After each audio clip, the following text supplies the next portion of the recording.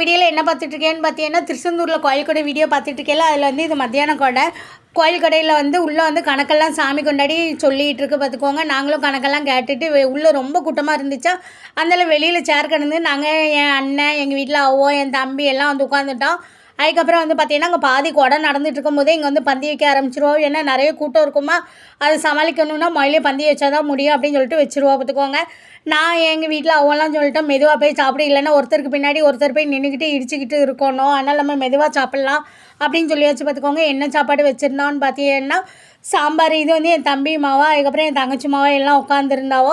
என்ன சாப்பாடுன்னு பார்த்தீங்கன்னா சாம்பார், அதுக்கப்புறம் தொட்டுக்கிட்ட வந்து அவியல், அதுக்கப்புறம் இன்னொரு கறி வந்து முட்டைக்கோஸ் பொரியல், அதுக்கப்புறம் தக்காளி பச்சடி, அப்புறம் வந்து சின்ன மில் மேக்கர் இருக்கும் மத்தியில் அதில் வந்து குருமா மாதிரி வச்சுருந்தாவோ, அதுக்கப்புறம் சிறுபருப்பு பாயாசம்.